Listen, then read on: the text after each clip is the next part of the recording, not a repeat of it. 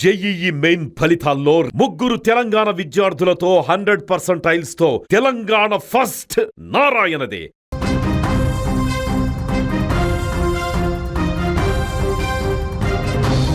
తమిళనాడు రాజకీయాల్లో పెను ప్రకంపనలు రేపే ఒక విస్తుపోయే నిజం ఇప్పుడు బయటపడింది.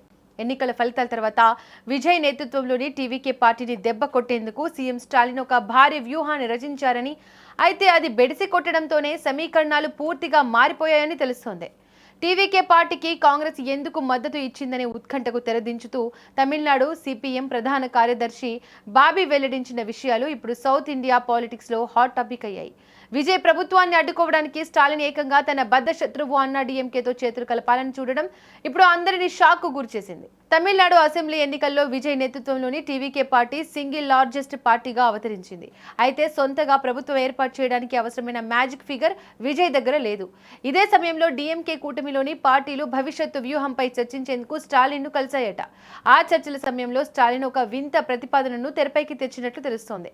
విజయ్ ప్రభుత్వం ఏర్పాటు చేయడం అసాధ్యమని, ఇతర పార్టీలన్నీ డీఎంకే కూటమిలోనే ఉన్నాయని, ఈ అవకాశంతో విజయ్ ముఖ్యమంత్రి కాకుండా అడ్డుకోవడానికి ప్రస్తుతం బీజేపీ కూటమిలో ఉన్న అన్నా డీఎంకే పార్టీకి మద్దతు ఇద్దామని స్టాలిన్ ప్రతిపాదించారట.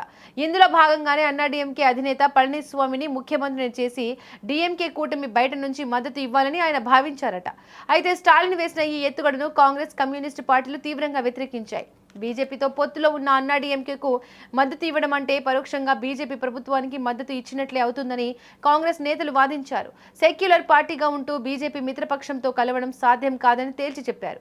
స్టాలిన్ ఎంత ద్రోహానికైనా సిద్ధపడతారని అర్థం చేసుకున్న కాంగ్రెస్ పార్టీ డీఎంకే కూటమి నుంచి బయటకు వచ్చేసింది. స్టాలిన్ కుట్రను పసిగట్టిన తర్వాతే తాము విజయ్ టీవీకే పార్టీకి మద్దతు ప్రకటించామని బాబీ స్పష్టం చేశారు.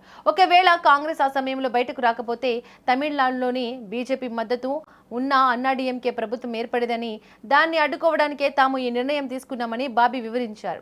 కాంగ్రెస్ ద్రోహం చేసిందని డీఎంకే విమర్శిస్తున్న నిజానికి స్టాలిన్ తన మిత్రపక్షాలకే వెన్నుపోటు పొడవాలని చూశాడని బాబీ ఆరోపించడం ఇప్పుడు పెను దుమారం రేపుతోంది. దీంతో తమిళనాడులో రాజకీయ సమీకరణాలు మరోసారి రసవత్తరంగా మారాయి.